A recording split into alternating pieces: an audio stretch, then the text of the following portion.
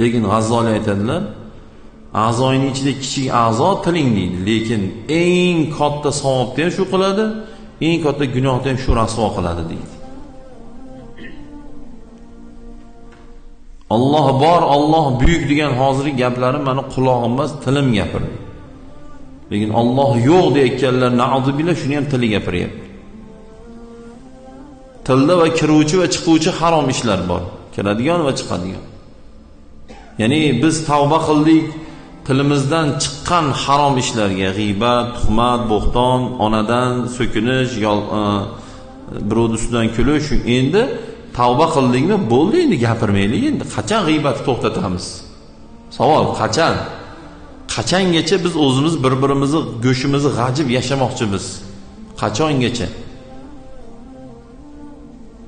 Mana o'zimizdan o'zimiz tursak, pul topilib qolmayaptimi? Tey tursak, lecheniya bo'lib qolmayaptimi? Tey tursak, taqvodor bo'lib qolmaymiz. O'zimiz ustimiz ishlashimiz kerak. Nima qilsam men g'iybat qilib qo'ymayman. Nima qilsam g'iybat eshitib qo'ymayman. G'iybatchilarga qo'shildingiz, g'iybat eshitasiz, g'iybat qilasiz. Kechish kerak uni odamni, yo'qotish kerak. Bugun shu yerda o'tirgan biz musulmonlar va butun umma musulmon olamiga g'iybat oddiy, bir odamni yomonlab o'tirish oddiy. Choy ichib o'tirgandan oddiy bo'lib ketgan. G'iybatchi odam do'zaxi bo'ladi. Sen qayerdan bilasan deydi. Ha, men hadisdan bilaman men. Lekin qiyomat qachonligini ayta olmayman, men bilmayman men. Qur'onda ham hadisda ham yo'q. Yomg'ir qachon yog'ishini bilmayman men, chunki Qur'on hadisda yo'q bu haqida ma'lumot. Qachon o'lishimizni men bilmayman, Qur'on haqida, Qur'on hadisda yo'q bu ma'lumot. Onani qonida o'g'ilmi, qizmi, qiyshiqmi to'q bilmayman men buni. Qur'onda, hadisda bu ma'lumot yo'q, 5 ta narsa haqida. Qachon o'lishimiz, yomg'ir yog'ishi, qiyomat, ichida turib nima bo'lishligimiz, yana nima qoldi? Onani qonida.